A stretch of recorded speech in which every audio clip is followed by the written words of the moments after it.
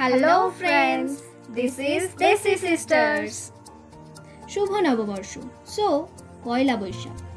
বাঙালির পয়লা বৈশাখ মানেই ইমোশন, খাওয়া দাওয়া, কিছু রিচুয়ালস আর নতুন জামা পরে ঘুরতে যাওয়া। 2025-এর পয়লা বৈশাখ কিছুটা আমাদের এভাবে শুরু হলো।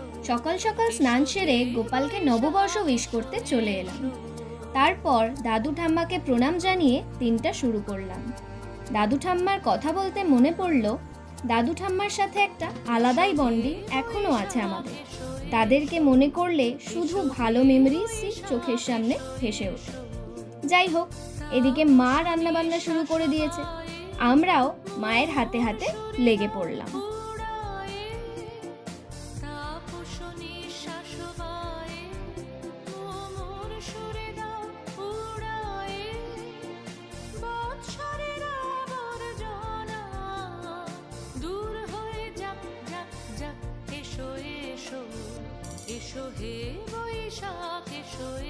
আমাদের আজকের মেনু হয়েছে mix fried rice, salad, chicken, চিংড়ির মালাইকারি আর চিলি সোয়া চাংস।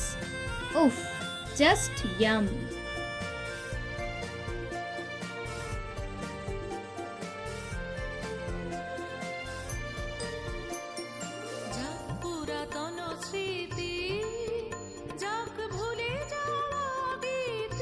দুপুরে জোরদার খাওয়া দাওয়া সেরে কিছুটা রেস্ট করে বিকেলে বেরিয়ে পড়ি ঘুরতে। আর এই হলেন আমাদের বাড়ির খুদে সদস্য, মিস চিনি, সবার চোখের মণি।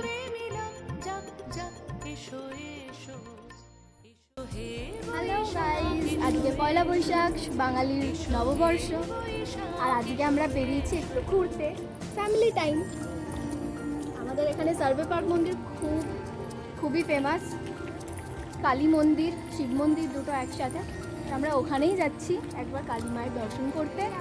ওগুলো কুকুর তাড়া করলো, চিনিকে দেখে কোলে তুলে নিয়েছি। আর এটা আমাদের মন্দির, এটা শিব মন্দির, এটা কালী মন্দির। আমরা সামনে দিয়েও দেখাবো। আমরা এখন পেছন দিয়ে যাচ্ছি, তাই আর কি পেছনটা একটু দেখিয়ে নিলাম।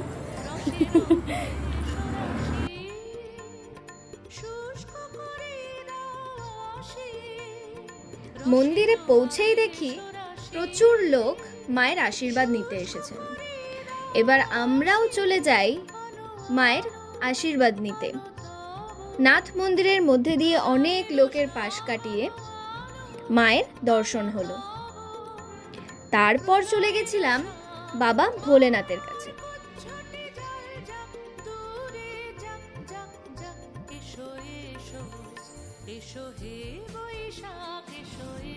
এই শিব মন্দিরে আমাদের ছোটবেলার অনেক স্মৃতি জড়িয়ে আছে। সেখানে গিয়েও দেখলাম যে ছোট ছোট বাচ্চারা বেশ ভালোই খেলে বেড়াচ্ছে এখনো।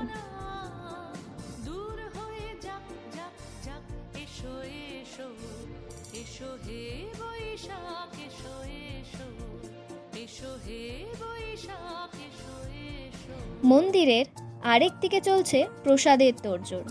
আমরাও চলে গেলাম লাইন দিয়ে প্রসাদ নিতে। একটু প্রসাদ মন ভোলানো।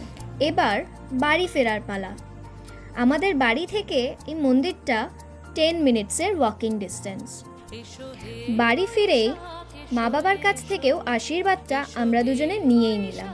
আর চিনিও ঘুরে এসে বেশ হ্যাপি। এইভাবেই কাটলো আমাদের 15 এপ্রিল। চলো এবার টাটা, আবার দেখা হবে নেক্সট ভিডিওতে।